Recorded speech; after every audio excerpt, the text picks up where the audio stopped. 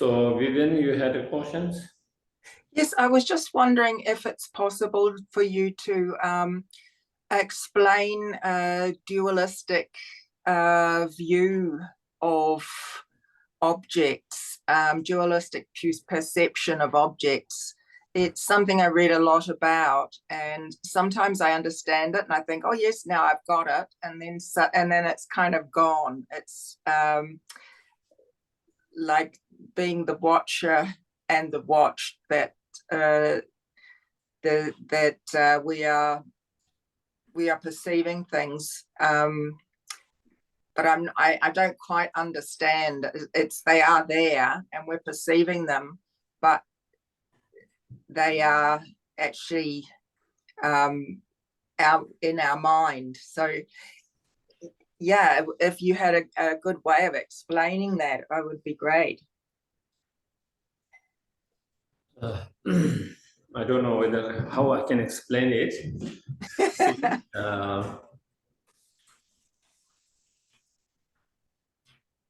In Buddhist teachings, when you talk about dualistic view, there are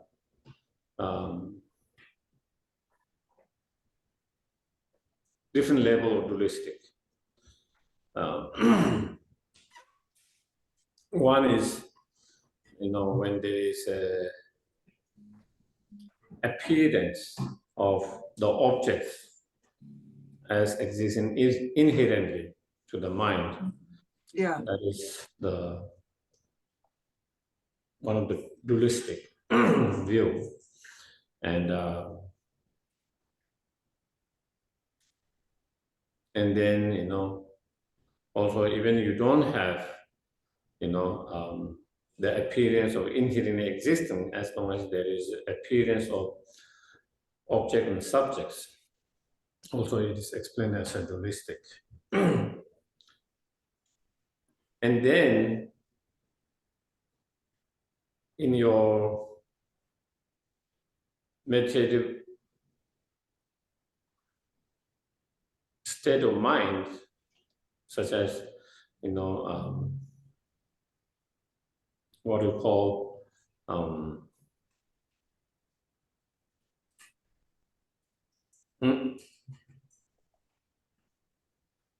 meditative equipoise. When you in that mind, if there is the appearance of the object, even just having the appearance of that conventional object, even that is regarded as dualistic. So non-dualistic mind is when your mind is free from all these three dualistic appearances. And that only happens, when one has direct realization of emptiness. And when someone who have direct realization of emptiness, and when they are in meditative equipoise, then all these three different appearance do not appear, or they are clear of any of those appearances. And then that mind is, in non-dualistic state of mind. But until we have direct realization of emptiness, we will continue to have dualistic appearance and view. That is okay, as long as we don't have strong grasping. The problem is not the appearance itself, the appearance. Believing it. Yeah, believing, grasping it, and so that becomes bigger problems. Of course, appearance also play a role, but it's it obscure from being fully enlightened. But that is not a big problem at the moment. Even the Arhat has that kind of appearance.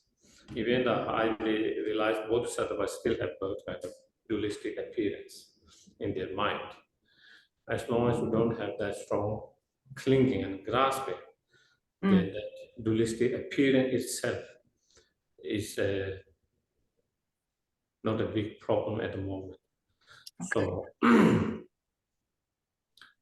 but based on that is I don't know whether that answer your question or not, but Yes, I'm trying to probably understand things that I am not advanced enough to understand. More than that, I think maybe if you have exact question what you really like to understand, maybe that might be the another way. Yeah.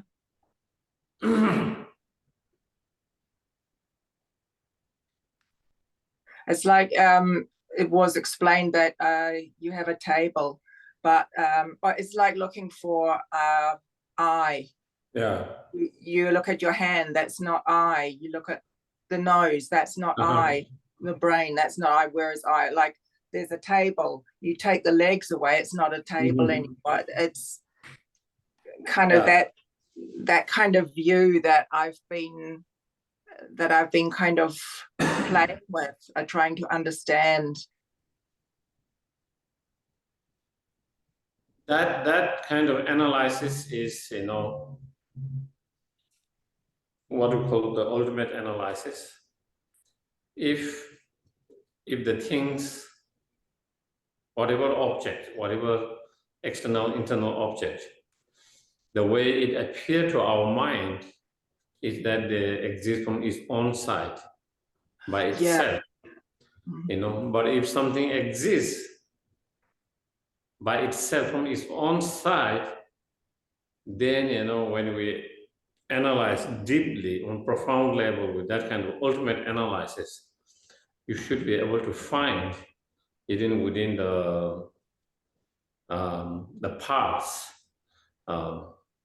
that makes that object, the parts, or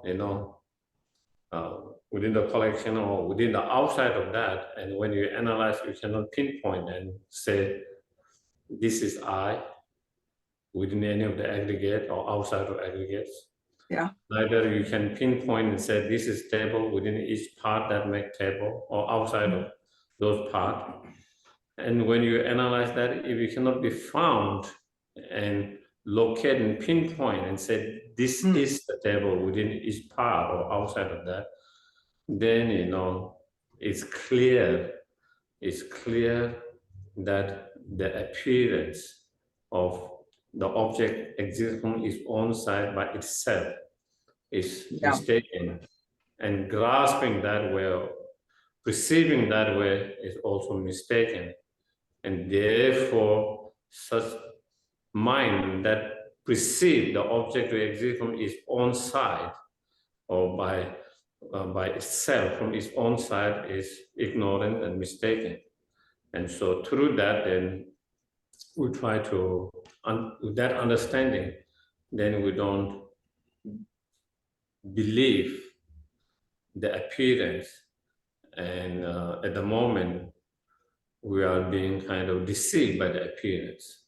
And because we have been deceived by the appearance, we believe the appearance, then we started to perceive that way. And then that, by perceiving or grasping or holding that object to exist from its own side, then that mind gives rise to attachments, anger, and all other negative emotion, negative feeling. And through that, that is how we experience a lot of pain and sufferings.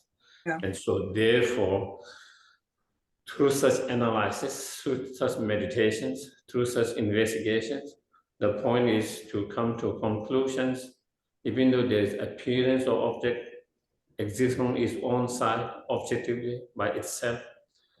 But when you analyze on deeper level, it cannot be found, therefore is empty of, the object is empty or existing from its own side by itself. Even though there is appearance, and so therefore that appearance is deceptions. And so I think that is the way. Yeah. Yeah. Thank you. So to analyze it, just to keep analyzing until understanding comes.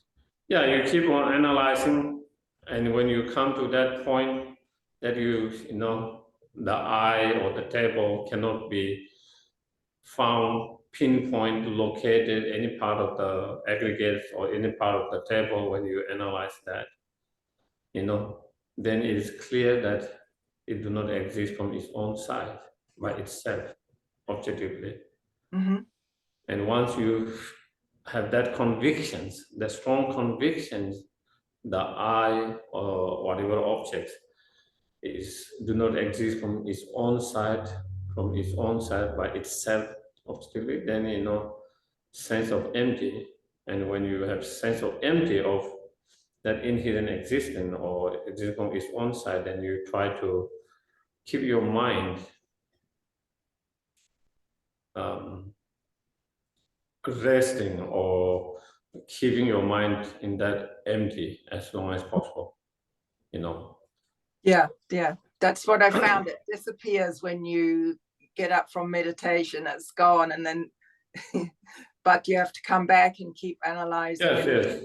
Yeah. You Thank keep you. on analyzing, come to that conclusion, that convictions that is empty of truly existing or inherent existing, and you try to remain in that empty as, and then you know, again, even though it's empty from its own side, but at the same time, you know, there's cause conditions, due to certain cause and condition coming together, there's a different experience being experienced, you know, sometimes happiness, sometimes suffering, sometimes neutrals, and therefore that those experiences cannot be denied.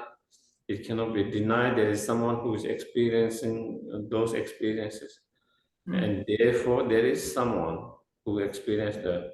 And so therefore, how does that person or self exist, which is experiencing those experiences? Then, you know, it exists, but not from its own side, but it exists by on the basis of merely imputations, merely level, and so on. So yeah. From the consciousness. Yeah. Thank you. Yeah. Okay. Thank you. Most welcome. So any other questions? Yes.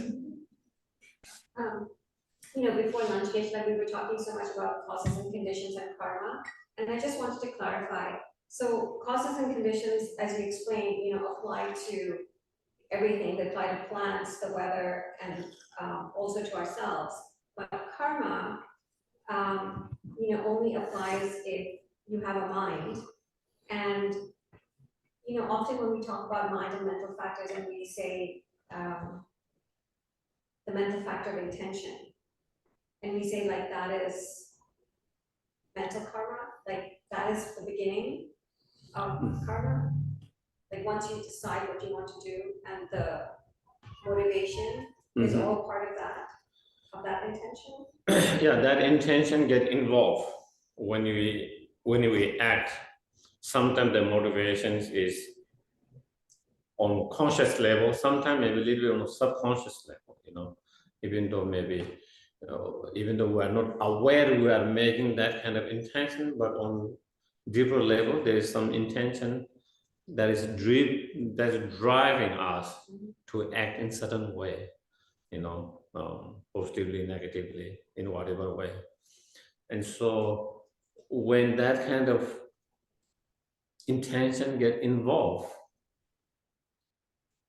then there is general cause and condition, and within that there is one more cause get involved. That is the intention, unlike like the plant where they don't have that. And through within that law of cause and effect, and then another layer of cause is involved, that is the intentions. And due to coming all those cause and conditions, then it produces a certain result or experiences that we experience. And so that is karmic experience, you know, karmic result. That helps very much, Geshe. Thank you. Yeah. Yeah. I think it's like, let's say there's a flower that has certain shape, certain color. So what is? There is a flowers or any plant that has certain color, certain shape, certain size, whatever, and that happens because of certain cause and conditions. And there is this law of certain cause and effect, and because of that, then when scientifically you take something from another plant, certain color, and you like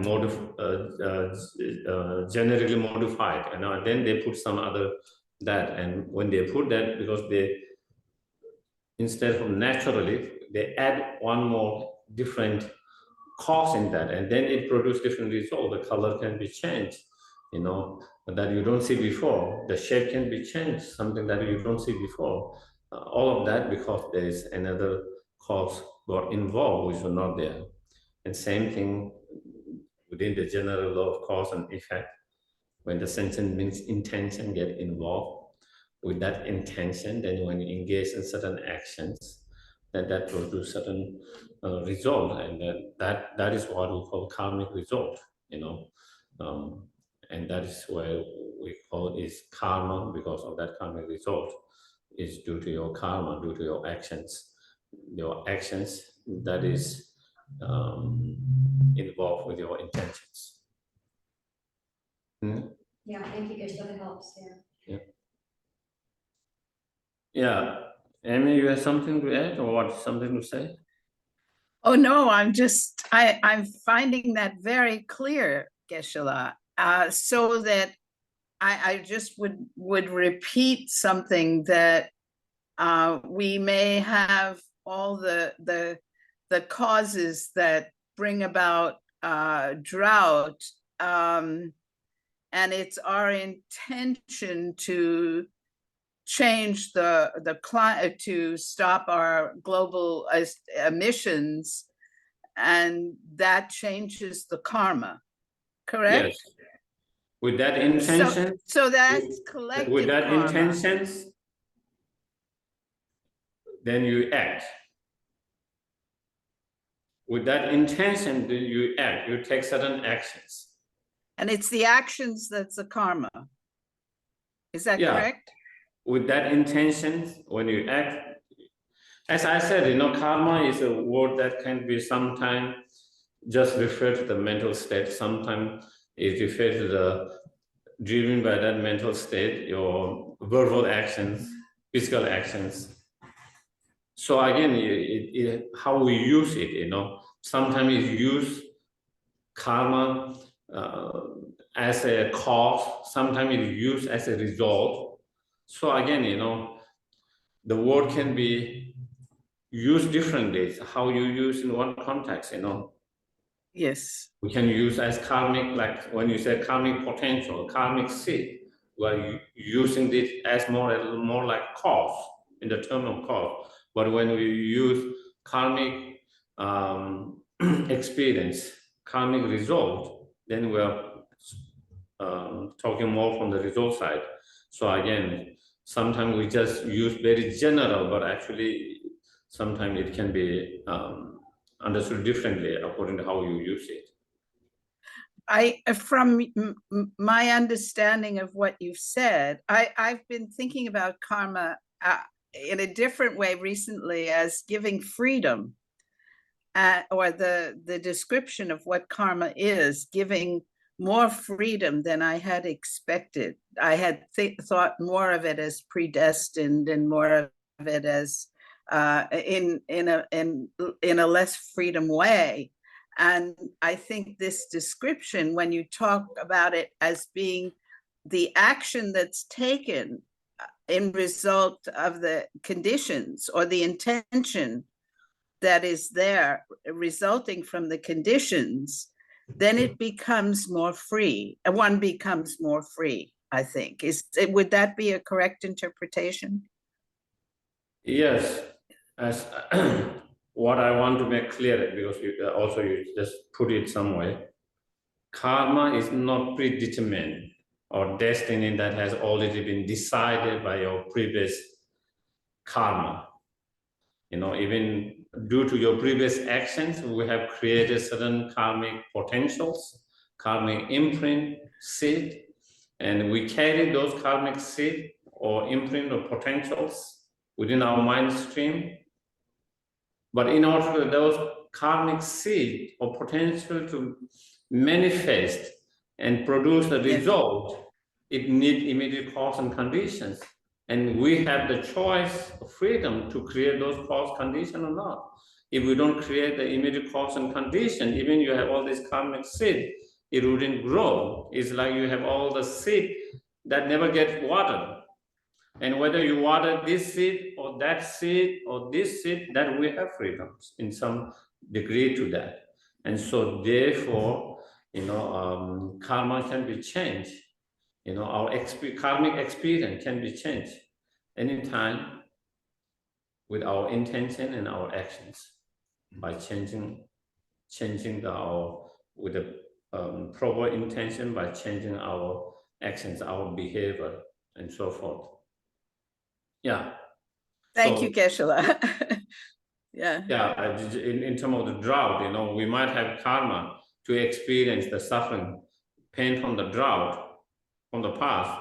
We might be carrying that karmic seed, and into that karmic seed to actualize, then it depends on creating many cause and conditions with our actions, and if we change our actions, and if we don't create the same action, instead we try to change the actions, then we don't give any more Causes and conditions. cause and Yes. condition to this karmic seed of that, so that we don't have to experience the suffering of that. So what happens? Thank you so much. Yeah. That karmic seed, Or does it come up another time? well, it can be purified. If we don't purify, it is still there. It's still there until it's been destroyed, purified, whatever that. And again, in the futures, there is possible through our actions. Again, we could activate that and experience that if we don't purify that. But at least what it does, even if it has not been cleansed and purified now, at least it gives us the time to work with that if we don't have the experience. That is one of the things, like sometimes I get the questions. A lot of people ask that too, when you are experiencing some, let's say, some pain, suffering, challenges, difficulties due to our karma and our immediate cause and conditions.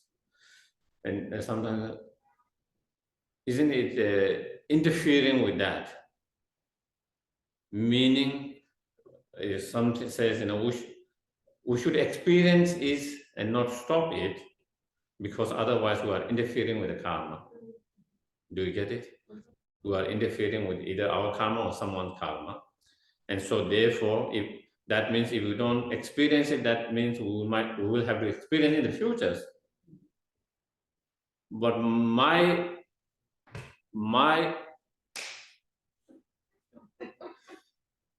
point debate is, yes, we are interfering, and by not experiencing now, if karma, we still have to experience that in the futures, as long as the seed is there. But if we don't experience now, before it experience, we have a lot of time to purify them, get rid of them. It doesn't mean we have to experience it to purify. There are so many different ways to purify it without having to experience it. We are interfering others' karma constantly, all the time. When I pray for everyone to be happy, enlightened, I'm some way interfering it. But it's a good interference. When someone is sick, have obstacles, when you dedicate your virtues, your merit, for them to be free from that obstacle, free from that pain, suffering, you are interfering. That's it's almost like if someone's hungry, like, and you give them something to eat. On one level, you could say, I'm interfering with their karma, they're meant to be hungry, you know, but we do Yeah. it all the time, like you said, right? So therefore, it is not a bad. Yeah, Whereas some people have misunderstanding, they think it's a bad. We shouldn't interfere and let them experience. Do you get it? Because otherwise we are interfering in their karma. That means they will have to experience again in the future. And what I say is, within that time period, next time the karma is it, they meet the Dharma or through their practice, they can purify it. And they don't have to experience the result of such karma through practice and purification. So then, so yeah, because I don't know that the discussion kind of brought me also that because I got few over the year many questions about that. because this comes up, Geshe, at end of life, you know, should you let someone die painfully or, you know, give them, die peacefully, but you give them a morphine? Mm-hmm. Yeah, that is very difficult questions. Yeah, Ethically, morally, ethically. The intentions, really the intention is good there. The intention is to help someone to have less pain, and I think in terms of the intentions. But the problem becomes, who's deciding those decisions? I cannot decide for anyone. I can decide for myself, but who am I to decide someone? That is the dilemma, the questions for me. How much do I say when you reach this level of pain is okay, unbearable? When you reach this level of pain, then it's unbearable. yeah, Where is all these measurements? yeah, Something which is bearable, which is unbearable, which is okay to, is time to do that or not time to do that, because everyone can have a different way to, some tolerate it, some people can, some animals or people can tolerate lot, some might not be able to tolerate. And then also, then the problem with such is then slowly we try to make it easy for everyone. And the most easy is just when you feel some suffering, you feel unbearable, you just take it down. yeah. And again, and where that leads to in futures, that is another kind of dilemma, I think, so, yeah. When I tried to explain karma to, I think I was talking to my dad, and I said, I explained it, and what I thought was very logical. I said, people have cause and effect, and so, and so they that's why the meaning of suffering, and then he was just horrified. He said, oh, you mean everybody, suffers, and you just let them suffer, and he just didn't understand it. Yeah, and I think that is where my question comes. You don't have to let them suffer. As I said, the karma can intervene. Whether it's your own karma or his karma and others, you can intervene that they don't have to suffer. You just change the cause and conditions that lead to that suffering. If you take away certain cause and condition, the suffering can be less. The pain will be less, or pain will be eradicated. So if someone has karma to get sick, it doesn't mean allow them not give them treatment, even there is a treatment, it doesn't mean that. Yes, they have created karma to experience that, but also it doesn't mean you have to experience it. You have to experience the result if you don't change it, but if you change it, if you change, you don't have to experience it, And so therefore, again, I think, I think maybe again that can be misunderstood, I guess, karma meaning, misunderstand karma means not taking action to change, or we cannot change it, you know. Very misunderstood. In the you know, in the West, I don't think my thought was unusual, but the white people think it's a very cruel way to think or way to approach life. Yeah, especially if you don't understand the karma and immediate cause and conditions, you know. Yeah. Because karma is already been created, karmic potential is already been created, but still the cause and conditions, we still can move around, change that, and by changing that, we can change what kind of experience we experience or how intense experience we experience, less or more, and all of that, you know. And I don't think it is only misunderstood. I think sometimes I also feel it is misunderstood even in the Tibetan community or even those who have, I often hear it like that, you know. And again,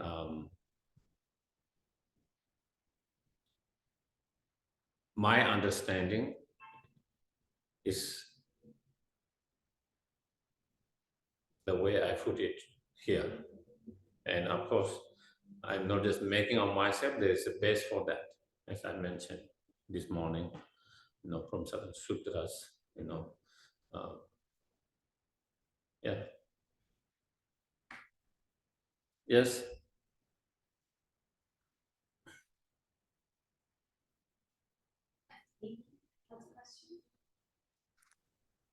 Geshe-la, Uh-huh. oh, I'm sorry.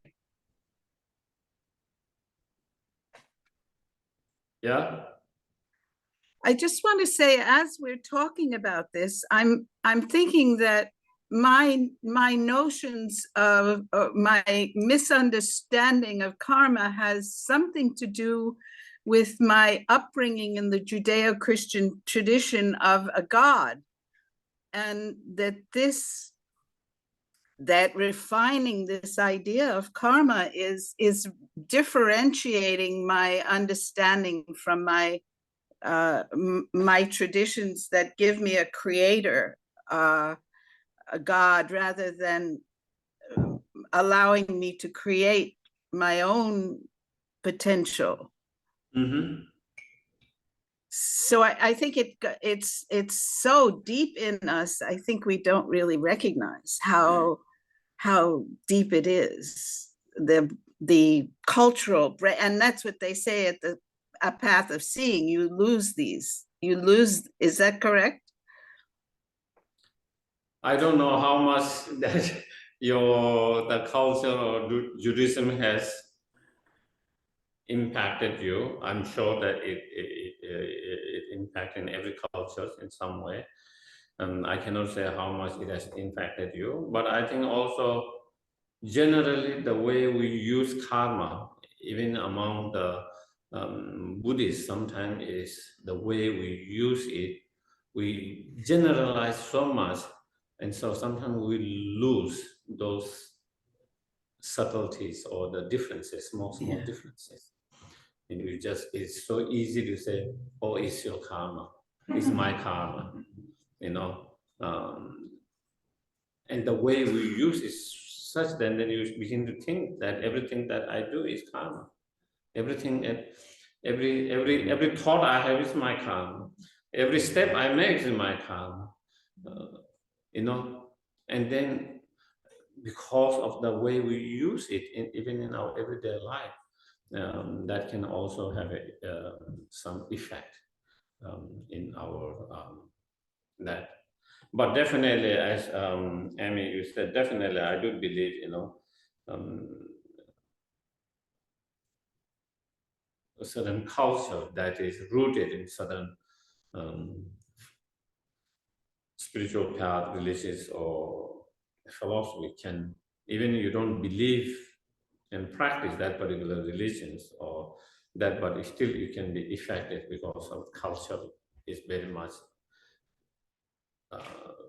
based on that, and you know, And I can see that, I think, that probably in every different religions and cultures. Yeah. Mm. Yes. Yes. Picking up on what has been said, I think what I understand Amy saying, and this will connect to my question, is that there should be punishment if you do something wrong. And to hear you say that, no, you don't have to experience the results of your karma. Sounds like, oh, you get that out of jail free card. You don't have to pay the penalty. And that's very much not Judeo-Christian thinking, at least the way it's often thought of, and certainly the way I think of it. And a practical application of that is not only when someone does something that is harmful, my tendency is to want them to be punished for it and not to be able to get away with it or just purify the karma, it'll be fine. But what about my suffering? But also, if I'm trying to break the cycle of harm, so someone says something very mean to me, for example, and I can respond to that with meanness, or I can respond to it with wisdom and to understand what they're suffering, and they're, as you said yesterday, the slave or imprisoned by their delusions, and that's what's going on, and I'm not going to continue the cycle.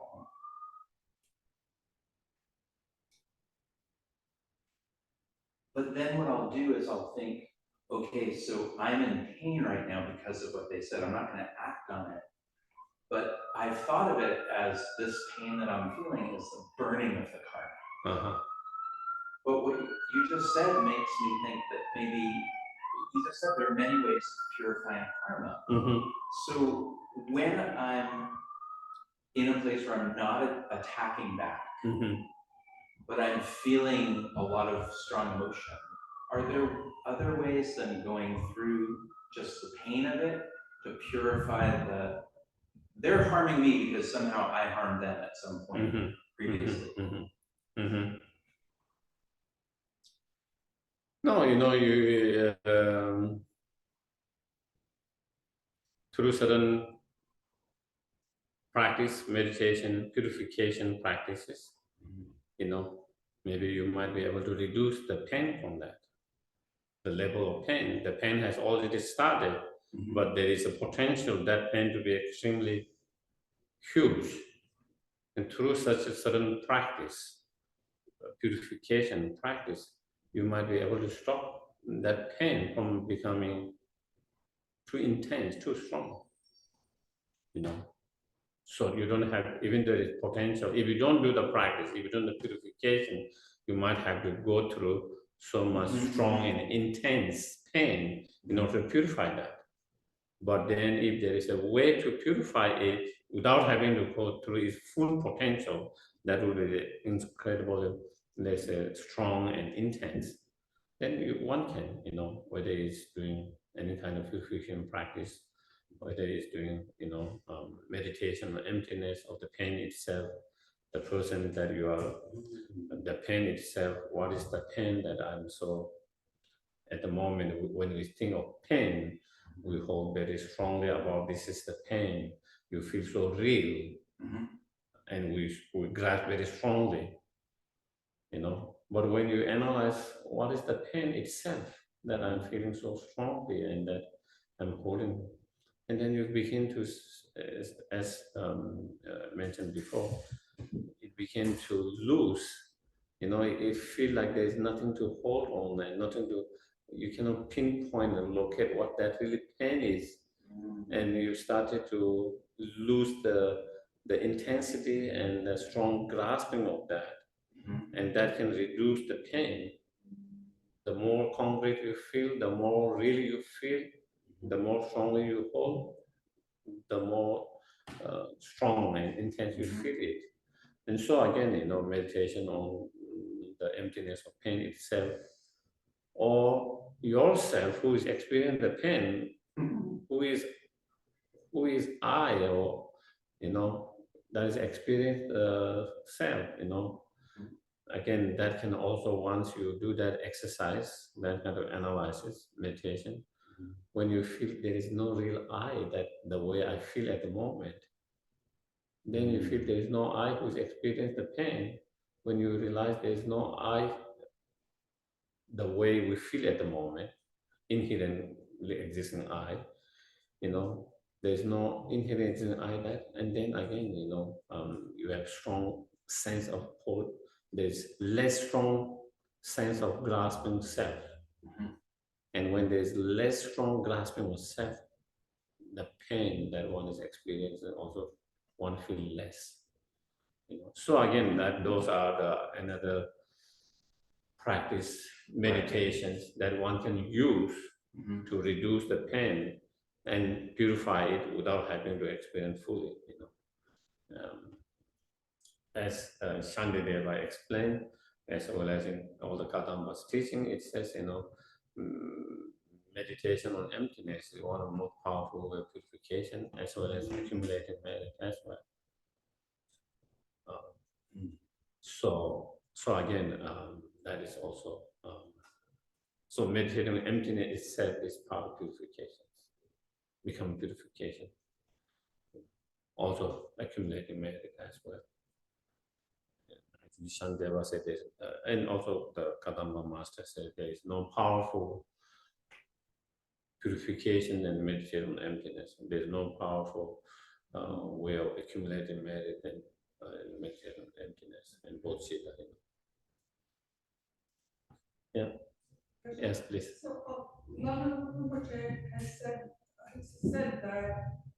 Who? Lama Yeah. said that donating service to a center is a form of purification and promotion. How does that happen?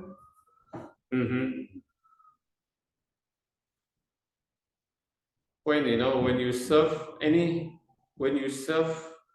beings, any sentient beings, and especially when you serve good cause, something like center that provide the space for people to, work with their mind to become more kind, compassionate, more patient, and so forth. And then of course, you create incredible amount of merit. And in a way, also indirectly, it also becomes purification as well. As I mentioned this morning, let's say there is two energy, opposing energy, heat and cold. When one energy is increased, the other force of energy is reduced, become less powerful, less effective. And that we can say in a way is purification. So when you create so much merit and virtues, your positive karma, your virtue, your merit started to improve, get bigger and bigger, your negative karma become less and less powerful, become less powerful, because those two are kind of opposing to energy forces. That's very powerful. I feel like, that service to the center has been very helpful. I've noticed the difference in my own personal. Yeah. Wonderful. Okay. Again, if you have any questions, okay. But so yesterday we were talking, because we are talking about the essential Buddhist philosophy of dependent arisings, cause and effect, and then within the cause and effect, there's cause and effect that lead to that lead to suffering, and there's cause and effect that end the sufferings, and that lead to true lasting happiness. And within that, we were talking about the cause and effect of sufferings. And then within the cause of effect of suffering, then we're talking about the cause of the sufferings, the suffering as a result effect, and the cause of such suffering is our own negative karma and our own unsubdued mind of afflictive emotions or delusions. So that was where, and so in regard to that, then today, we started with the karma, and then I think there was so many questions and discussions. So I think, and as today we talked a little bit about the delusions, and within the delusion we talk about 30 delusions, and especially we talk about the anger as today, and second, the other root delusions or the poisonous delusion is, craving. Again, as I mentioned, different translators, we have different translation, craving, attachments, desire, passions, different, but we can use in attachment or craving. Again, attachment or craving is one of the, again, source of our negative karma and source of our unhappiness, problem and suffering and pain. Just like anger, when you have strong craving, again, as long as you have that strong craving, again, your mind is not calm and peaceful because your mind is not satisfied and calm, peaceful. Your mind is kind of agitated in a way. The moment you have that craving, strong craving, just like when you have strong craving, you cannot stop not thinking about it, just like anger. Your mind started to get very active, thinking about that, how to get that, how nice it would be, how good it would be if I can get it, and how can I get. So again, that activates so many other thoughts, and your mind gets kind of agitated, and you lose the calm, peaceful, relaxed, calm, peaceful mind by itself, just by having that. And as long as we have that kind of craving or attachment, no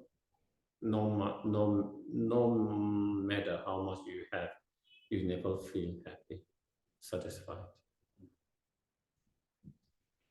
And different example that we find in the Buddhist scriptures of that. They say it's like drinking a salty water when you are thirsty. When you are thirsty, to quench the thirst, if you drink salty water, what happens? More thirsty. More thirsty, yeah. It gives you temporary relief for a few minutes. Because you're thirsty, you have something to drink it. It gives you temporary relief, feeling of joy, being able to find someone to drink. But then it increases more, you want more water.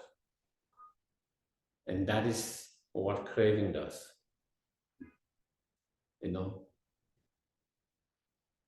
When you are craving, you crave for, let's say, when you don't have 100, you crave for 100. And you feel, if I have 100, I could get it, I would be so happy. And I would be so satisfied. If you get 100, you feel good about it. Temporary satisfaction, temporary happiness. Then, oh, it's not enough. What about 1,000? If I have 1,000, I would be happy. Then again, your goal is to achieve that. Once you have 1,000, again, temporarily satisfaction. Oh, I've been able to achieve it. I'm so happy. But that doesn't last. Oh, it's not enough. 100,000. That is what our attachment craving does. It's like the salty water. your sense of contentment, sense of satisfaction. You cannot reach that point by following the craving or attachment. The only way to reach a point where you feel unhappy, satisfied, content is by giving up the attachment, the craving. When there is no more craving attachment, then you can reach that point. You know, if you have millions, you are happy. Even you don't have millions, 100,000s, you are happy. Even you don't have thousands, even you are just thousands, you are happy. Even you don't have 1,000, you are still happy, satisfied.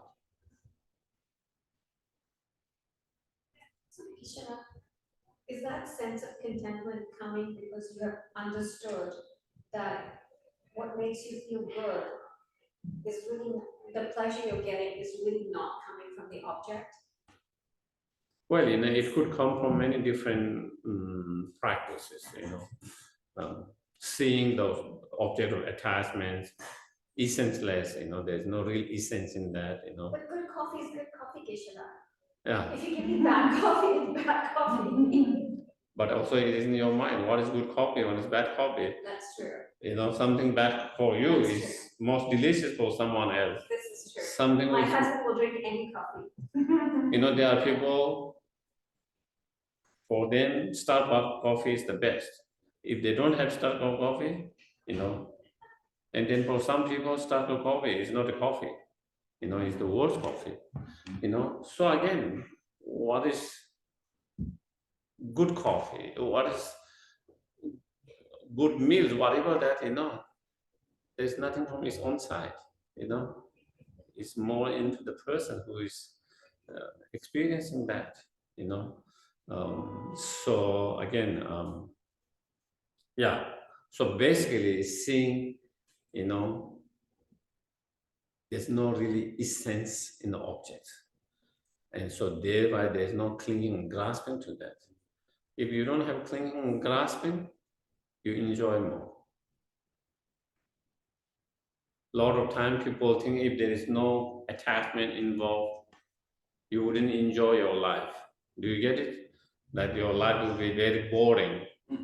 You know, your life will be very unenjoyable if you don't have attachment. But again, that is totally misunderstanding conceptions. You know, if you don't have attachment, you enjoy more. You have more. Due to attachment, clinging, and grasping, it tied us. You know.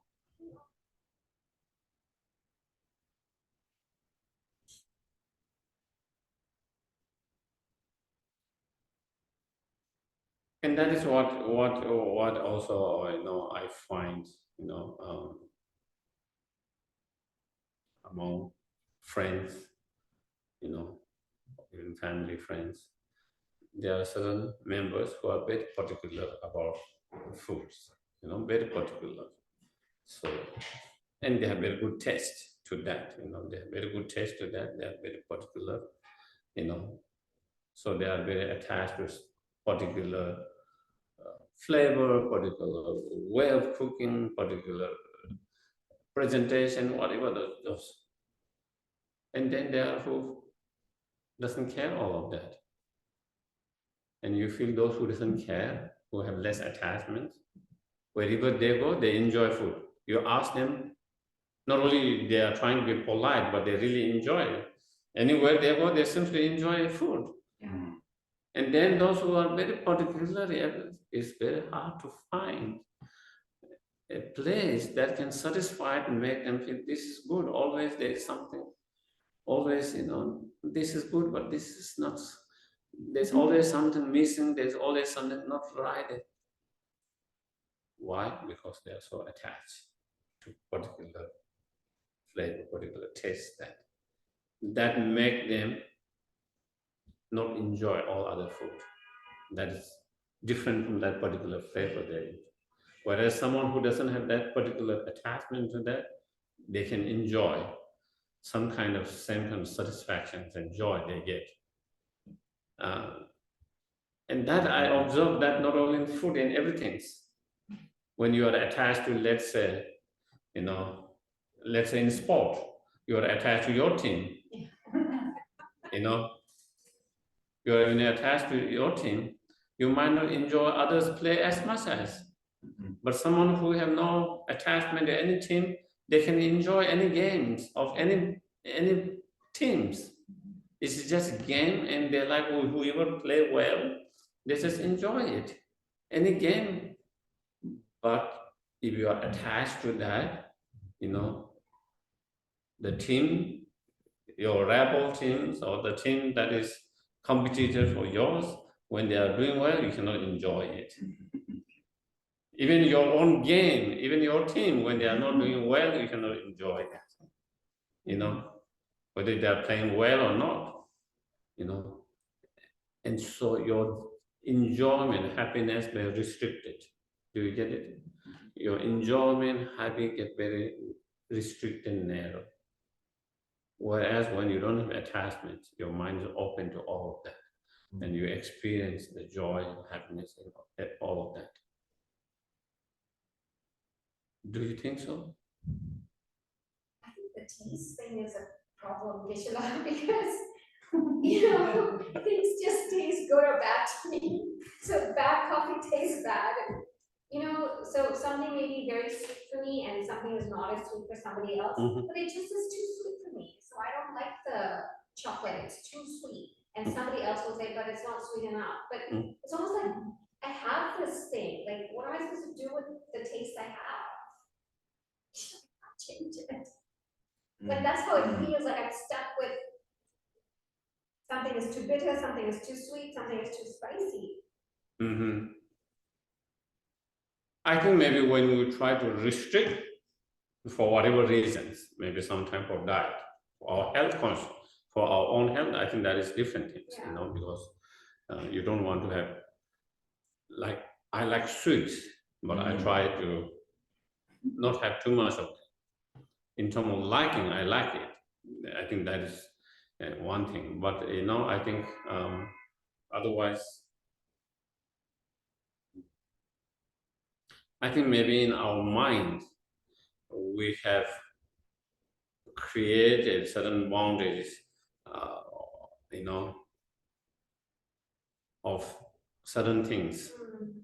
And also in our mind, if it's more than this, it's too sweet. If it's more than this, it's not sweet enough. If it is more than this, it's too spicy. If it's not more than this, that is one thing is come from our mental creation of that, our own mental interpretations. And of course, also sometimes it is body as well. Some people cannot tolerate spicy because their body is not used to that. That could be with others, whether it's sweet or others. For some people, it could be that. But definitely, there is physical reactions. Sometimes it's nothing to do with our mind. It is physical reaction. Your body cannot tolerate spices, let's say, because your body is not exposed to that kind of things from a very young age. So your body doesn't know how to react, and so they react in a certain way that creates some kind of uncomfortables. So again, it could be physical reaction, and sometimes it's in our mind. That is true, Geshe. You're reminding me now that I used to love salt and eat a lot of salt, and then I got used to eating less salt, and now I eat less salt. But now when there's too much salt, it's too salty. So it's, it is true, like, you can't train yourself. It's just what you get used to. Yeah, I mean, it's same with me sweet now, like, because I reduce the sweet, sometimes normally which I feel is not sweet enough, I might find more too sweet now because of your body getting adjusted to it in certain, to Isn't it also okay to say, okay, I'm very particular about the kind, me too, I'm very particular about the coffee I drink, okay? I understand that that's gonna bring me pain sometimes, because many times I will not have access to that coffee. And I think that's okay. I'll Mhm. experience the pain because I like, it's okay, Mm-hmm. I like this coffee. Mm-hmm. I think the coffee, the attachment, the food are not a big things. I think normally it's not a cause of big problem. Even though it can be cause of big problem, certain individuals, certain individuals, they can become very unhappy and very miserable if they don't get the coffee, the tea, the food, the way they want. They can be very grumpy and unhappy, and in a restaurant they might be so upset and they might kind of fight or argue with all it can be problematic, but in general for most people, you like certain food, you like certain taste, and you might have some attachment to, but it's not a big problem. It's not a cause a big problem. But in long term, of course, we have to give up even that. Attachments still, and I say, being attached to, even being attached to Dharma, we have to give up. Even being attached to enlightenment, we have to give up. Even being attached to our practice, we have to give up because there's still attachment, But it's much more better attachment than being attached to, being aggressive, violent. So again, relatively, a lot of time is again relatively, um, regardless of what in long term, we do have to give up any attachment to any objects. But at the moment, we don't have to be extremely concerned and extremely thinking, oh, I still have this attachment, therefore I'm not good practitioner or whatever. We shouldn't kind of allow ourselves to be in that. It's more, we try to identify what attachments is creating me more miserable, problematic. For some attachment to something else, different objects can be main cause of unhappiness, problematic pain. Identify and trying to work with that particular attachments, so that we can less attachment to that, so it becomes less problematic, less cause of pain and sufferings. So anyway, but we're talking about the attachment itself because that's what I was talking about the thirsty part. That was where we were talking about the salty water, and where by following the attachment itself, you cannot reach a time or state where you feel that you are satisfied and happy. And so, and in that sense, then that was where your question comes, where the content comes, where I saw that contentment. So that was where we were talking about. It could come from different practice, different meditations. Contentment can come from meditation on the emptiness of the object of attachment, the attachment itself. It can come from understanding, realization, or impermanent nature of the object itself. So when you understand the impermanent nature, not just theoretically or intellectually, but experientially, then you have less grasping, less clinging. And when there's less grasping and clinging, the attachment is less strong, or there's, or no attachment or less. It could come from that. It could come from, realization of, dead impermanent, For example, a lot of things that we're attached to, if we really think that if we have realization, I could die tomorrow.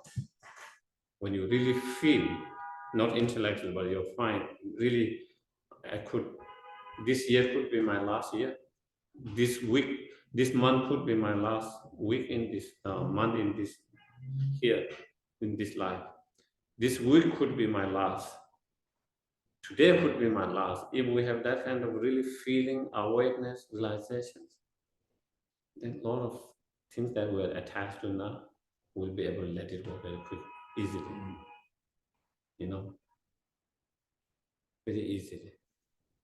But when we have not understanding that, when you feel, I will live for 20 years, 30 years, then it's much more hard to let go of attachment to many objects, many things.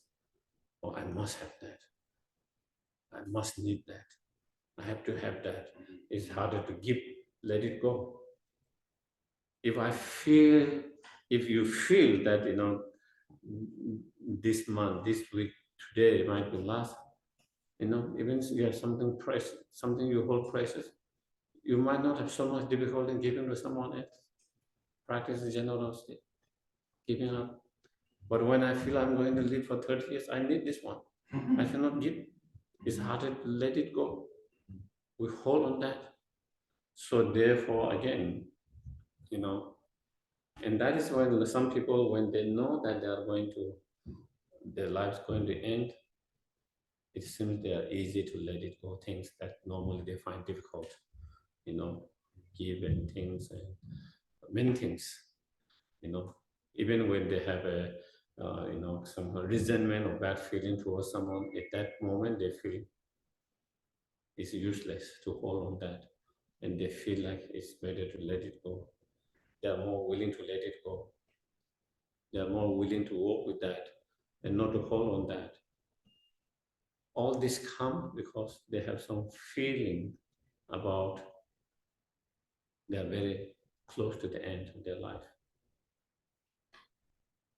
And so when you have that realization, and every moment or every day, every time when you feel them again, you know, that can help us to have less grasping, clinging, attachment to the objects, you know. So it could come from that. And, you know, as I mentioned before also, you know, it could come from also understanding realizations of, you know, futility and essenceless and meaningless of being attached to those, you know, objects which are not so, where there's not so much meaning from its own by itself. Again, so the contentment, the sense of contentment, satisfaction, and peace can come from any of those different realizations that come from different meditation, different practices. You know,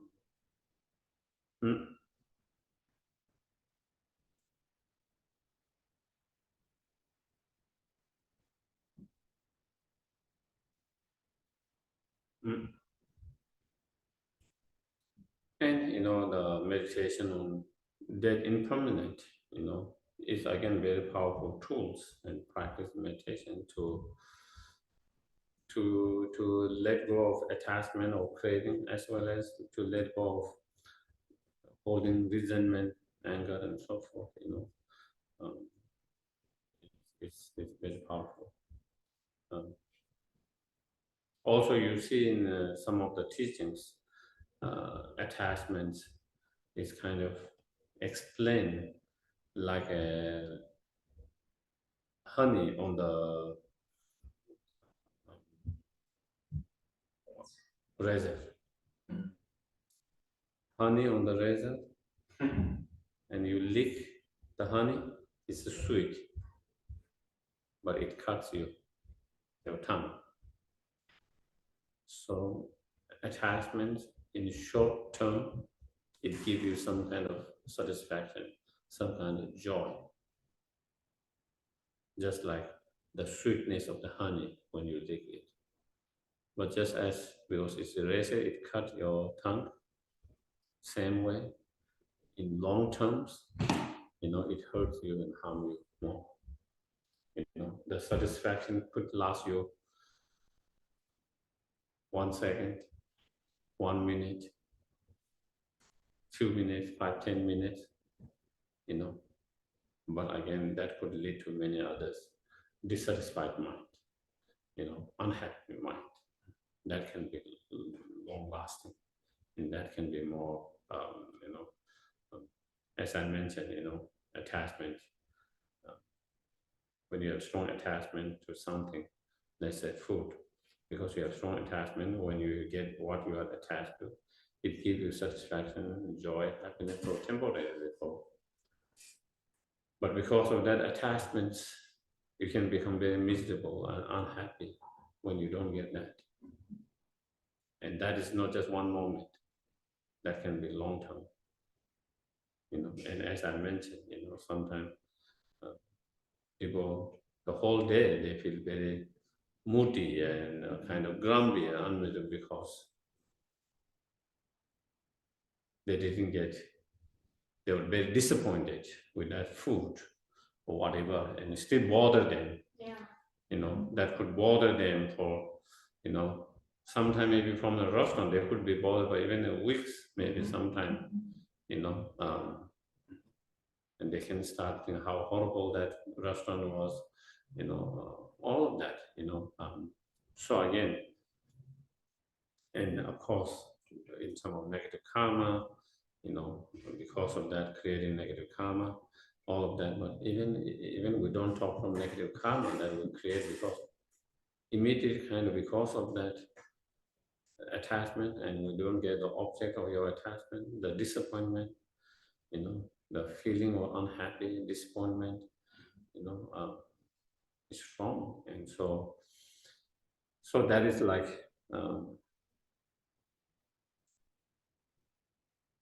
honey on the races. And also in some, that they give a example of the attachment is like a oil sink into the cloth, very difficult to get rid of. If there's oil in the cloth, it's much more difficult to get rid of it, to clean it. And same with the attachments. Attachment pervade everywhere. Isn't that in our life? Anger comes and goes. It's not all the time. How often do we get angry? We don't get angry every day. Maybe sometime once a week, maybe sometime once a month, sometime a couple of times in the month for a few moments. But attachment is almost like 24 hours. It pervades almost 24 hours all the time. And it's much more, because it's in terms of pervading, it's pervading in our life. It's like that,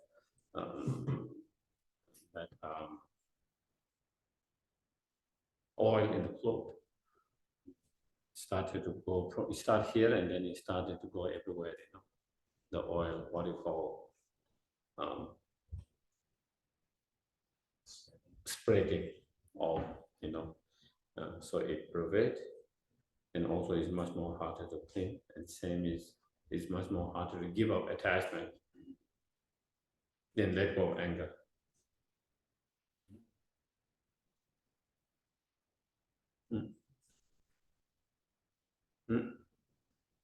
Would you say that anger is a form of attachment? I wouldn't say anger is a form of attachment, but a lot of anger comes from the attachments. It manifests from the attachments. A lot of things we are angry about something because we're attached to something, and because we couldn't get that, the object that we're attached to, or because we feel someone's creating obstacles for us from having the object of attachments, and so therefore we get upset with that person or that situations. So it's not, attachments and anger are very different state of minds, even though the both are destructive, harmful. But attachments and anger, with attachments, what it does is exaggerate more positive quality into the object than what is there. You know, that is one of the attachments that's functioning. You know, it exaggerates more positive qualities. It paints and project more positive quality into the object than actually there is. On the other hand, anger is opposite. It project and paint and exaggerate more negative qualities into the object than there is.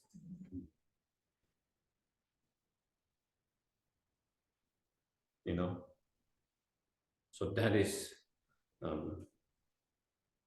the anger is opposite. When you have anger, that anger project, you know, pain and exaggerate more negative qualities into the objects than there is. And we can see with our own experience also, you know, when you are angry, when someone's really angry, you know, they see that objects as a horrible, bad. Even that person has some positive quality, they can't see it. They are unable to see it, they are unable to feel it. It's not that person has not one good qualities, but you cannot see it, you cannot feel it, because your anger has blinded you and kind of projected that person's qualities, everything into negative.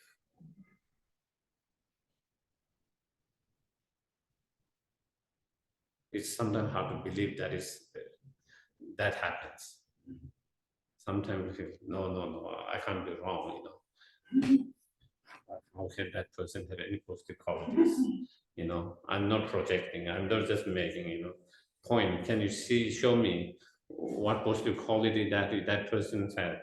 And someone said this, you will say, oh, no. You have, this is not a positive quality. This is, you know.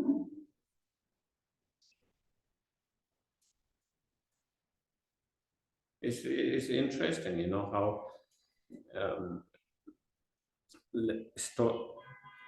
there's one friend, you know, non-Dharma friend,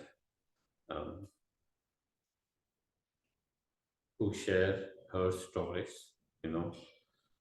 She says, you know, when she first went to the Dharma teachings, you know, let's say the Geshe, the Lama's teachings on kindness of the mother. She said she couldn't relate at all. You know, she couldn't relate the teaching at all. She was having a very difficult struggle in that, you know, because that's not how she felt. That is how, not her experience, the way she felt, you know. So, but I think there was something that attracted her, even though she didn't connect that part, but something she continued to go and then, you know, met the teachers, and one day asked, you know, explain him, you know, that that's not how she feel, and that is in her life or experience, you know. And then teacher told her, you know, gave her some exercise to write about one kind action or kind act that she did for you. Just one each day. And she said she couldn't come with one. She couldn't come with one kindness act.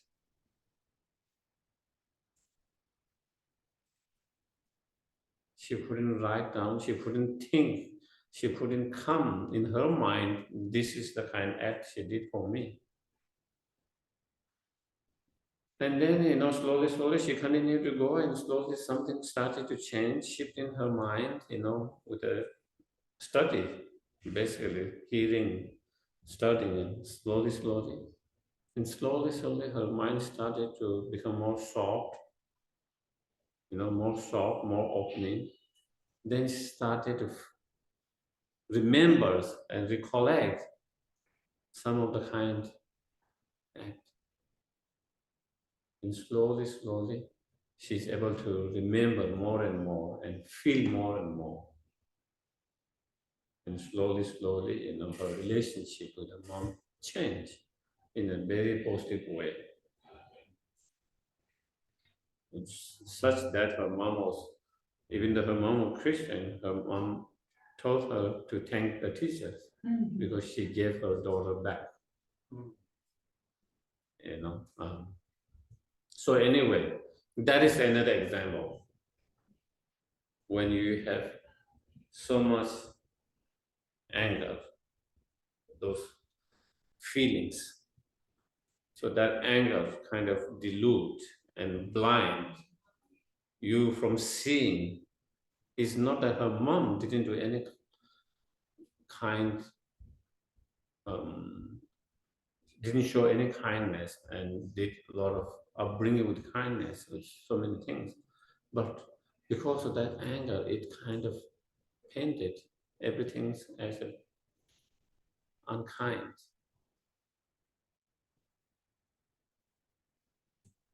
Isn't that because she was so attached?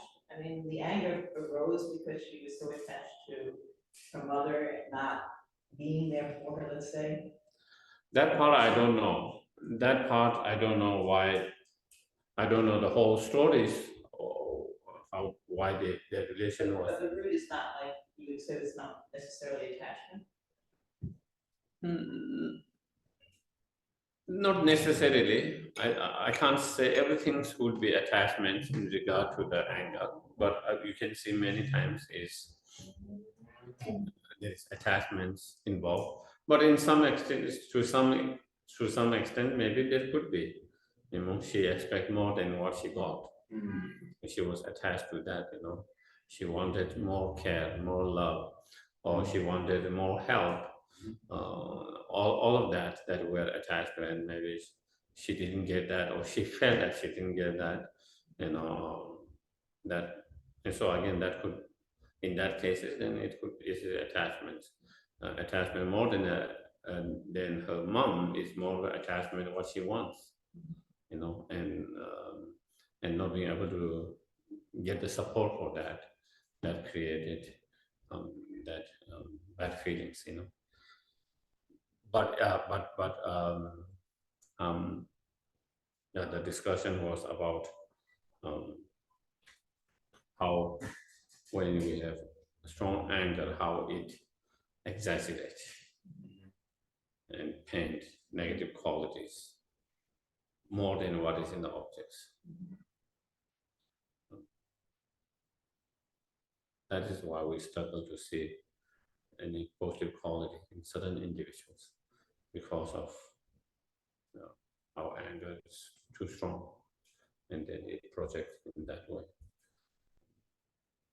It is the same way in attachment. When there is strong attachment, then again you project more positive quality into the object, and that is, and when your attachment get less and reduce, then you don't see all the positive quality you saw before. And you feel like you have been deceived. Do you get it? You feel like you have been deceived, betrayed, and misled because you felt that he or she or whatever object has all these qualities, and then you see it's no more there. But it wasn't there from the beginning. But your attachment projected that. Your attachment projected that. And when your attachment decreases, you don't see the same way. The projection is no more there. The exaggeration no more there. And then now you see differently. You feel differently.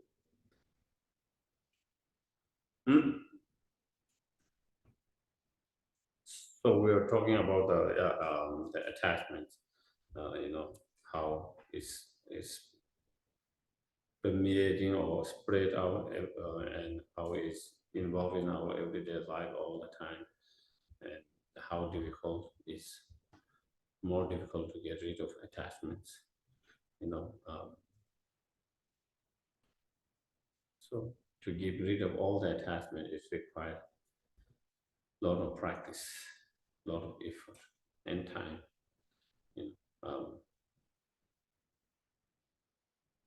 Of course, eventually, ideally, we would like to get rid of anger, rid of attachment, and we work for that. But at the same time, we cannot be too harsh on ourselves because I have attachments. Do you get it? Sometimes what happens with a lot of Dharma students is that, oh, I shouldn't have attachment, and I'm having attachment. I must be a horrible practitioner.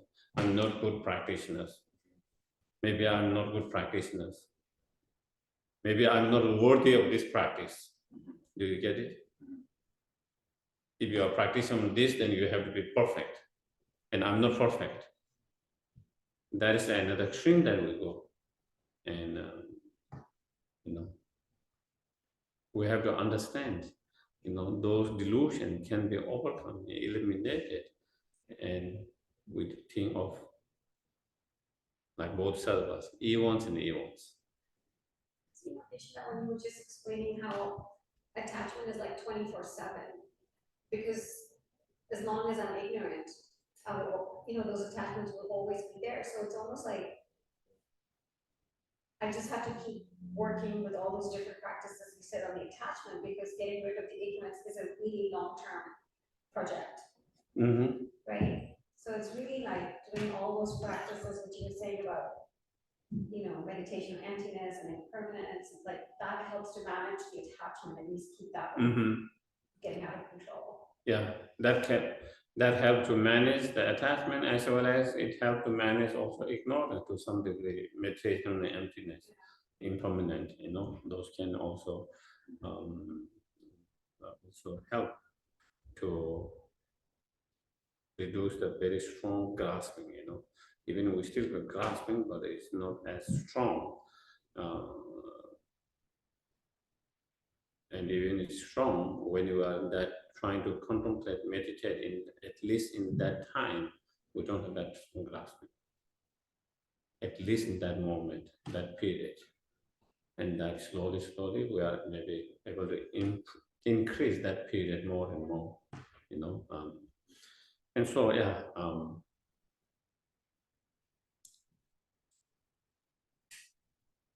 it's interesting, not only ourselves, or even some others people have very high expectations.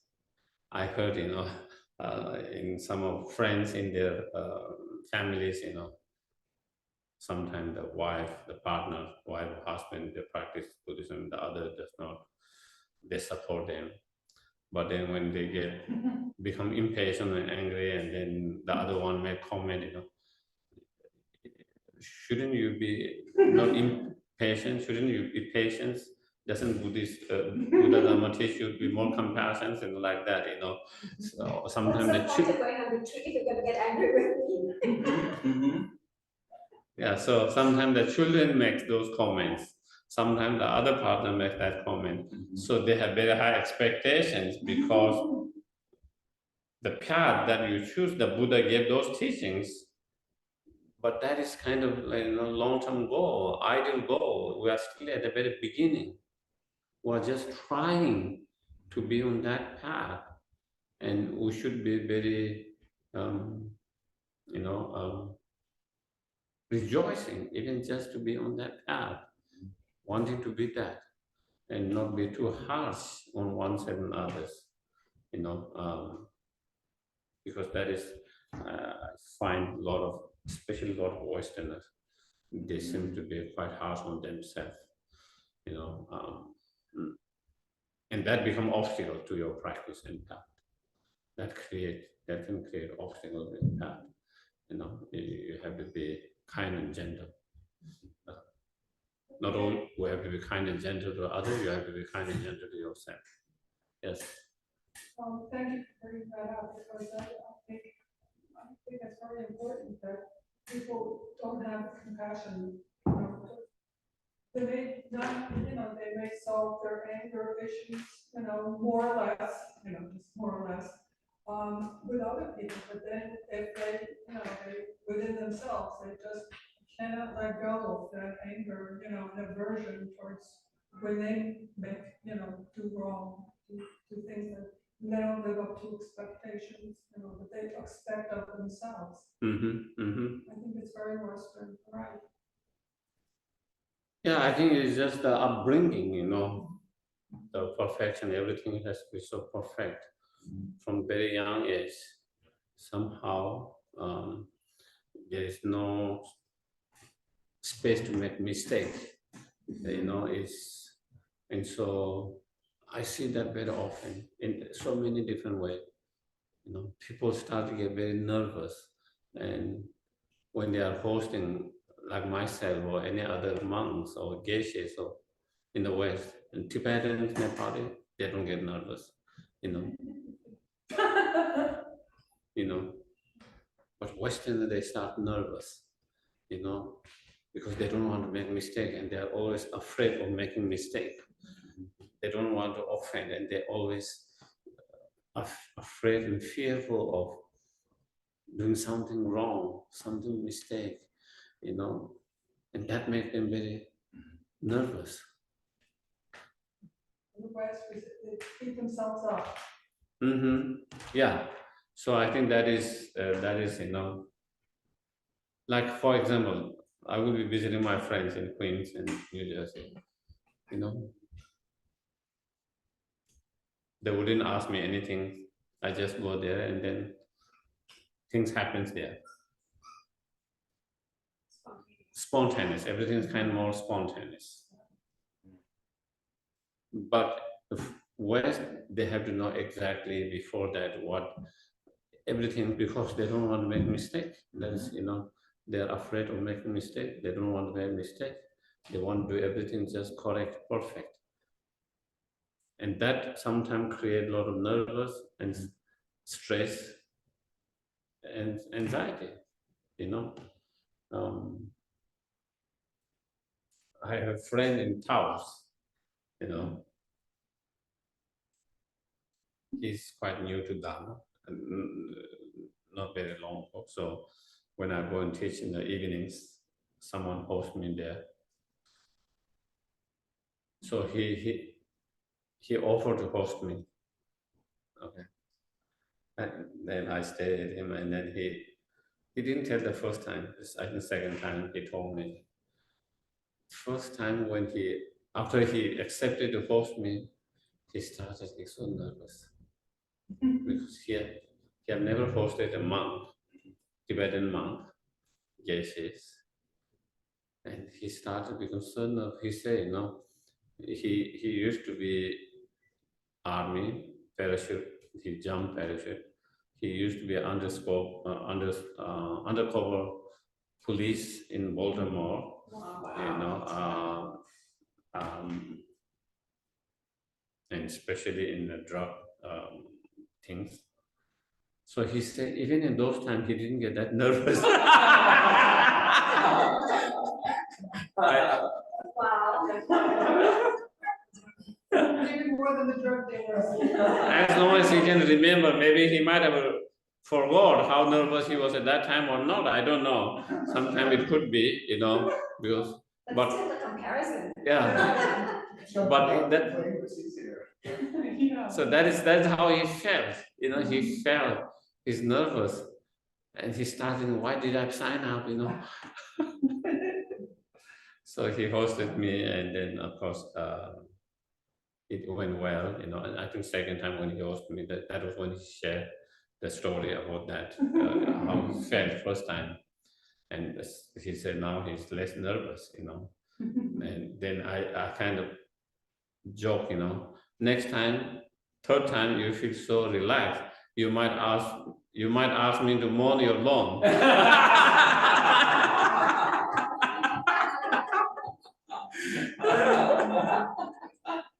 So cute. Do some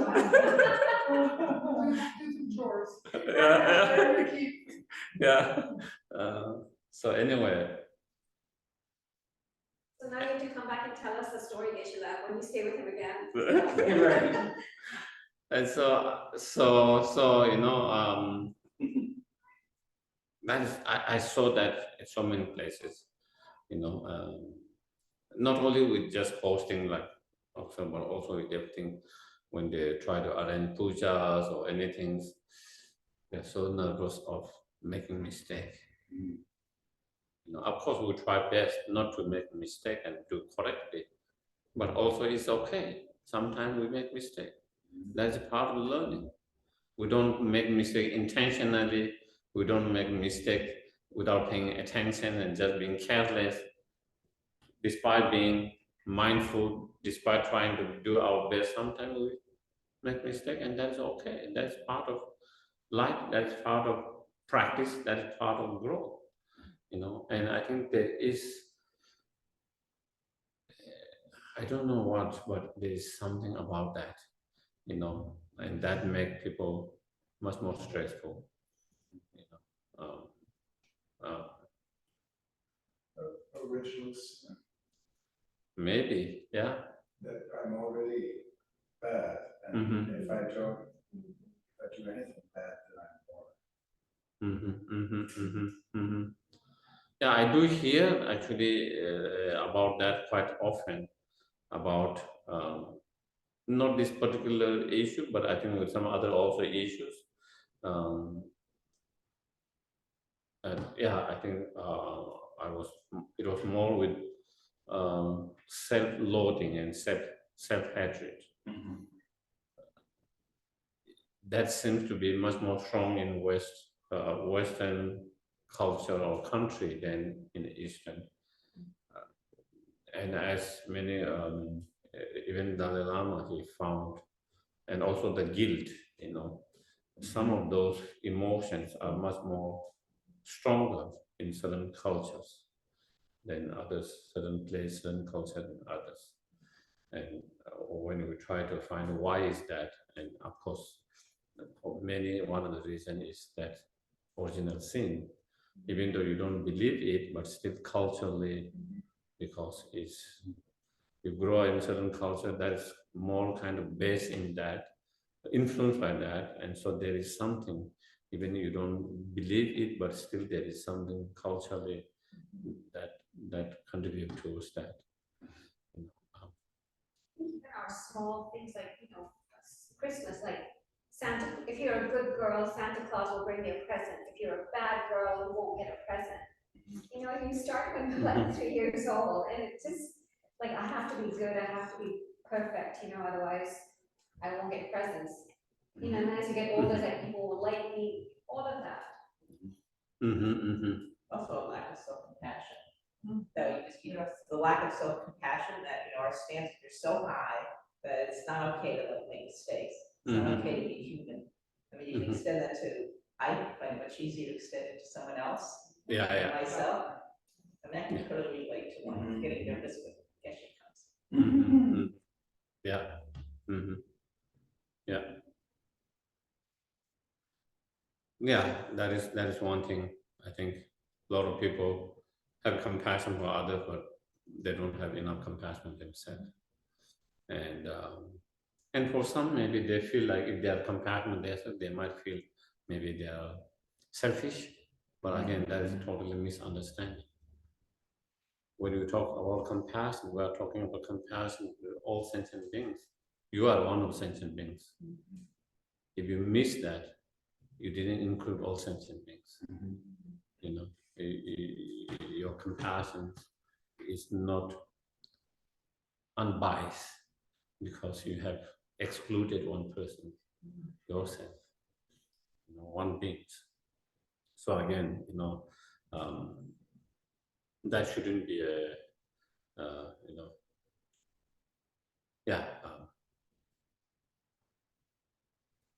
having compassion, loving yourself and having compassion doesn't mean selfish,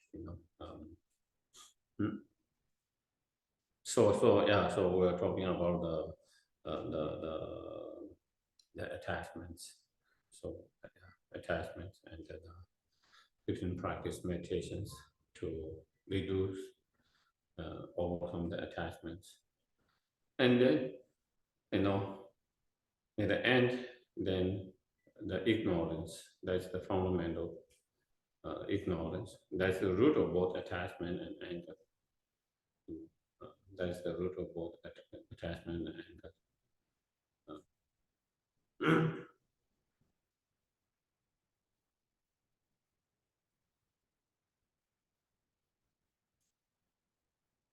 The ignorance is clinging and grasping the object to exist from its own side, you know,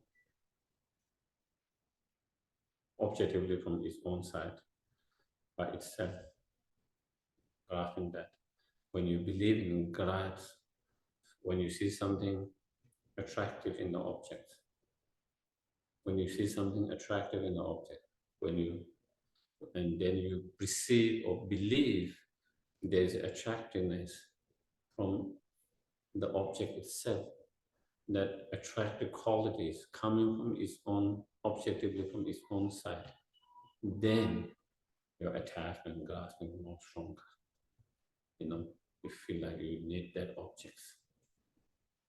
Same when we feel, you know, whatever negative qualities, unpleasant qualities that you have aversions to, when you see that negative qualities coming from its own side objectively, you know, from object side objectively, then there's more aversions, wanting to push the objects, you know, away, you know. So aversion is strong, anger is stronger. But when you realize, you know, even though there's appearance of attractiveness, pleasant qualities or attractive quality from objective side, but if you don't believe and perceive, even though there is appearance of that, but that attractiveness, that pleasantness is not coming from objectively, but it's coming from my mind, how I perceive, how I interpret it, you know, with my mind interpreting is attractive, nice, good, pleasant, how I interpret, how I see it, how then you have less attachment, the feeling of needs of that object to make me happy, you know, less feeling that I need that object to make me happy because there is something attractive, goodness, positive in that itself. Because you see this is not coming from object, but it's coming from your mind, your perceptions, your interpretations. And same is when you see the negative qualities, even though there's appearance, internal appearance, there's the appearance of that negative qualities coming from its own side, objective side. You know, nothing to do with my mind, nothing to do with my interpretations, but it appeared totally coming from objective side by its own, objectively from its own side. And when we perceive and believe that, and then there is strong aversion towards that object. The strong aversion, the feeling of that I need to get rid of that object. Because as long as there's that object, because that ugliness from its evilness, ugliness from its own side, as long as it's there, it's a danger to me. You know? And so then you feel like you need to destroy it. You feel like you need to get rid of that. And so there's stronger aversion, stronger anger. But when you realize, even that is the appearance, but in reality, that unpleasantness, that ugliness, that evilness, you know, is again more coming from my side, how I see it, how I interpret, how my mind interprets, how my mind projects it. When you see it's coming from yourself, then you have less aversions, less stronger aversions. There's less feeling of need to get rid of that object. and destroy that object. Instead, you feel that I need to change my perceptions. I need to change my perception, my interpretations, my mind, the way I paint the objects.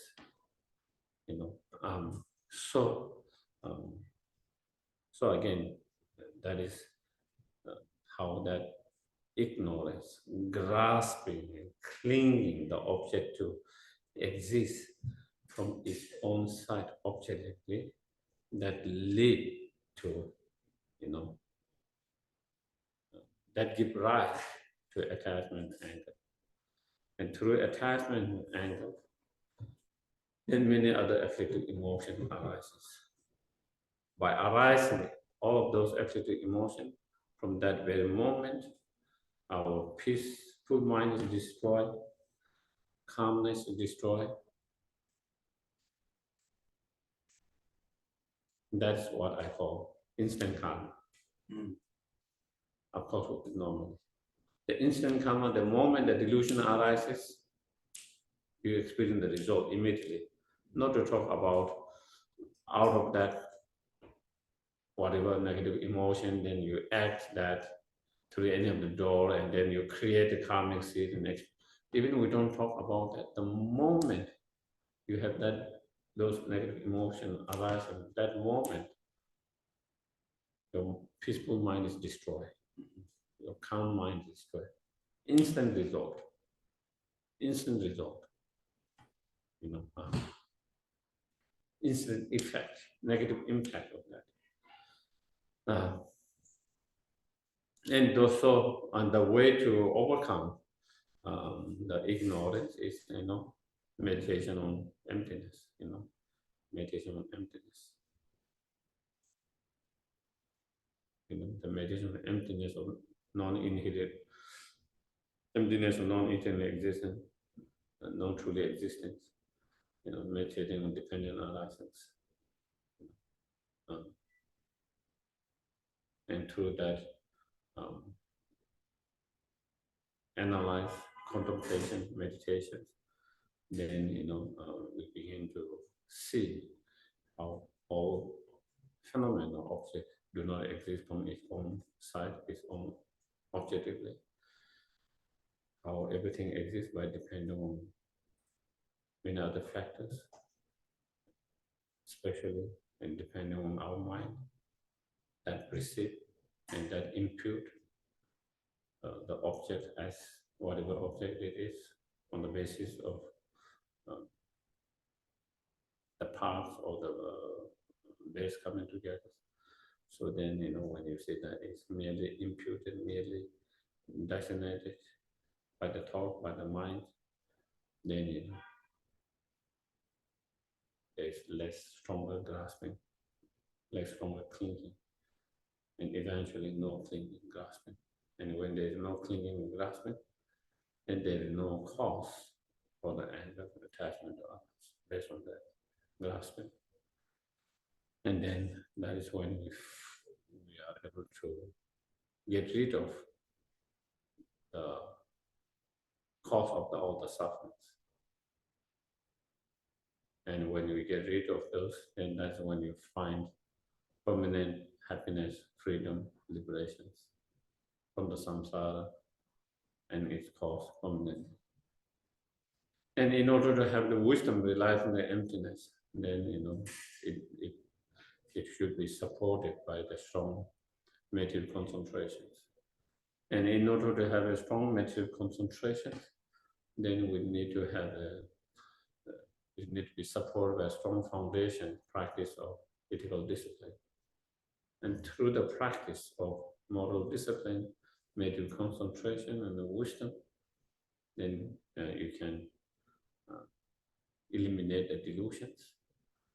And through eliminating those delusions, then one can achieve the permanent, lasting happiness. And so that is that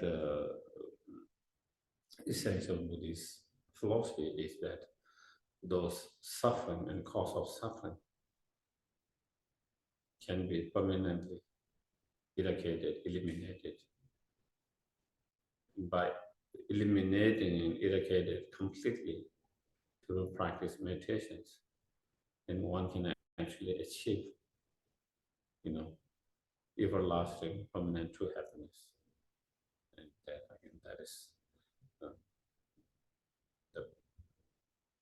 principal, essential Buddhist understanding of philosophy, as well as the path. Okay, so I will end here. Any questions I can take? If there is anyone, any question, I can take one or two.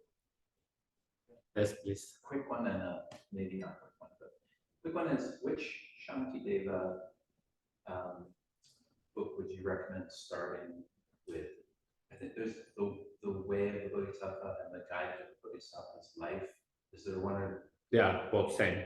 Same thing. Yeah, different word translation. There is only two books by him. One is lovely, is compendium of the training. So that, and then the guide to also way of life. So those two, compendium of the training is more of same topic that he covered, but it's more relying on the sources from the sutras. Okay. So he quotes different source of sutra for each of those practice and trainings. Whereas the guides of both way of life, instead of using those as using quotations and sources from different, he use more reasoning. So then you combine them. It's good. So in that, then he used more reasoning than using the quotation, the sources. In other, he used more that. And then I can bring that into meditation on Yes. emptiness and patience. Yeah, and meditation on emptiness,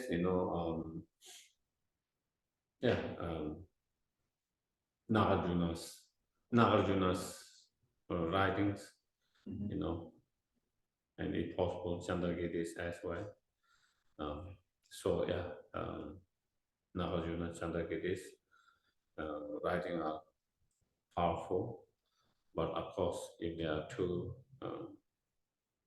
detailed, too extensive, then again, you can try to summarize. If you go to some of the Lamrim, then the Lamrim can help you to summarize many of the points there is. But yeah, starting on them, and then in terms of for emptiness, those are the sources. And Shantideva, the emptiness, chapter 9.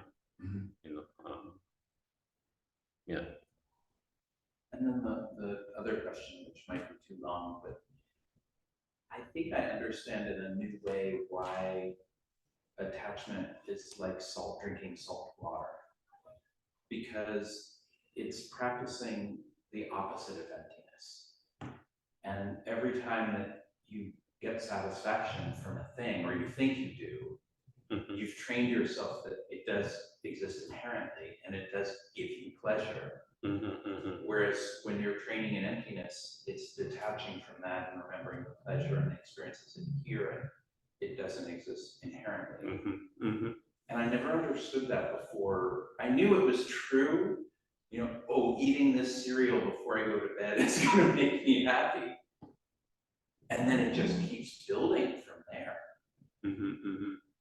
And just like drinking the salty water, it's going to continue to make you more thirsty. But I didn't understand it as clearly until you explained it that way.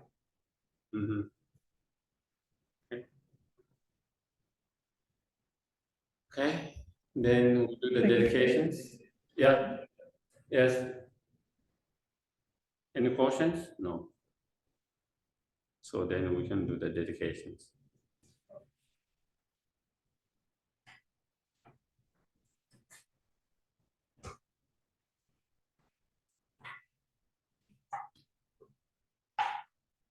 I will apologize in advance for my poor Tibetan recitation, but only one person and the rest of them read English. Can someone give me the stick? Stick. The hit. Yeah, if she made a It's mistake. not perfect. Yeah, if she doesn't.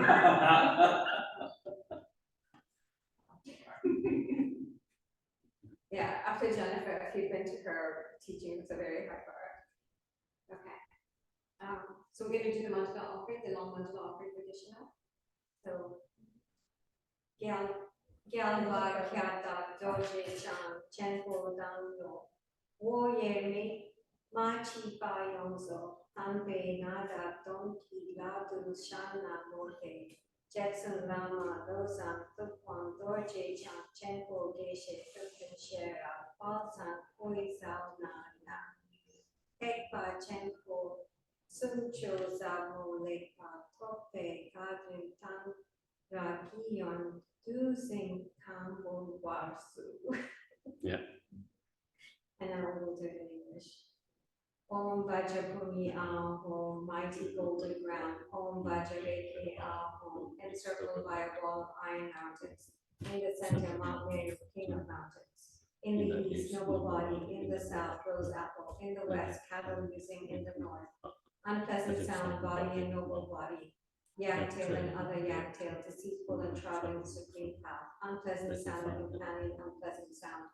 Precious mountain, wish granting tree, wish fulfilling cow, uncultivated harvest, precious wheel, precious jewel, precious queen, precious minister, precious elephant, precious horse, precious general, great treasure vase, grace goddess, garland goddess, song goddess, dance goddess, flower goddess, incense goddess, light goddess, perfume goddess, sun and moon, precious parasol and banner of victory over all directions.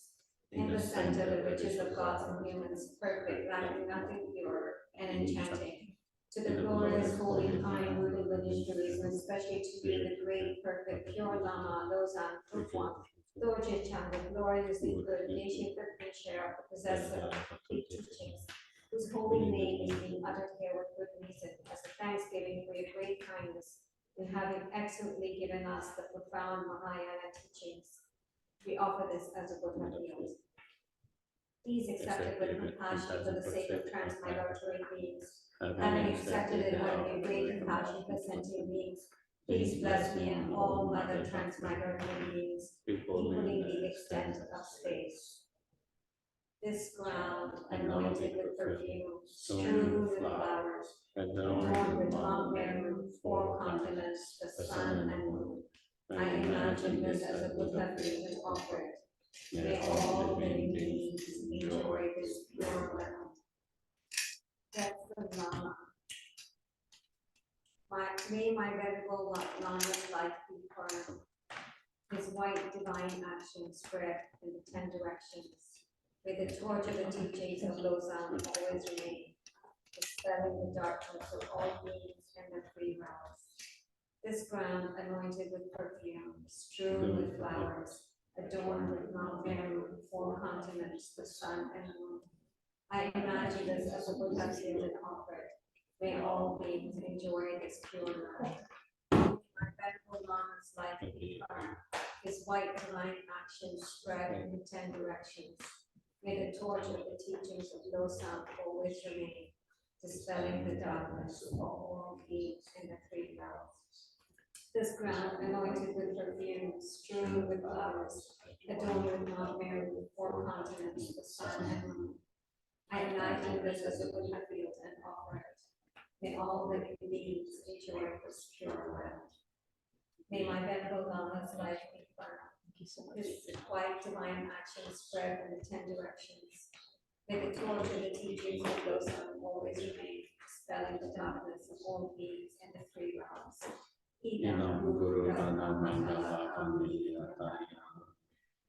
Due to the merits of these virtuous actions, my quickly attain the state of a Buddha, and lead all living beings without exception into that divine state. May the supreme jewel Bodhicitta that has not arisen arise and grow, and may that which has arisen not diminish but increase more and more.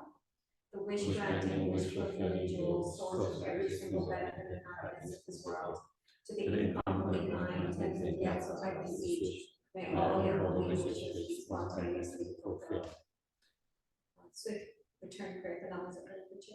Fearless teacher teacher and and assembly of the children of victorious ones, Shabbatas and Pratyeka Buddhas, victorious Lords our Father and Son, along with the divinity masters, all the objects of refuge and infinite lands, please bestow the virtues and goodness of accomplishing this prayer here now, holding and spreading the meaning, precious and complete teachings through explanation and practice. You hold the emerald patience that never discourage, incomparable Guru to your heavenly Christ. While studying single pointedly for the sake of the victorious one's teachings, the soul's gateway through which all benefit and happiness emerge, and for the mothers of beings who suddenly departed with peace, what a great loss. Nevertheless, through the unceasing truth of the blessings of the ocean of rituals, and the great waves of holy chitta of the children of the victorious ones, may the smile of reincarnation swiftly beam in glory for fortunate disciples. Shanti Deva's prayer. May all beings everywhere plagued by suffering of body and mind obtain an ocean of happiness and joy by virtue of my merits. May no living creature suffer from any or fall ill. May no one be afraid of evil with the mind weighed down with depression. May the blind see forms and the deaf hear sounds. May those whose bodies are worn with toil be restored find repose. May the naked find clothing, the hungry find food. May the thirsty find water and delicious drinks. May the poor find wealth, those weak in sorrow find joy. May the fallen find hope, constant happiness, and prosperity. May there be timely rains and bountiful harvests. May all medicines be effective and wholesome prayers eloquent. May all who are sick and ill quickly be free from their illness. Whatever disease there is in the world, may it ever. May the frightened cease to be afraid, and those bound be free. May the powerless find power, and may people think of benefit to each other. For as long as space remains, for as long as such beings remain, until then unite to remain to this present world. Thank you very much, everyone. Thank you. Thank you, everyone. Thank you.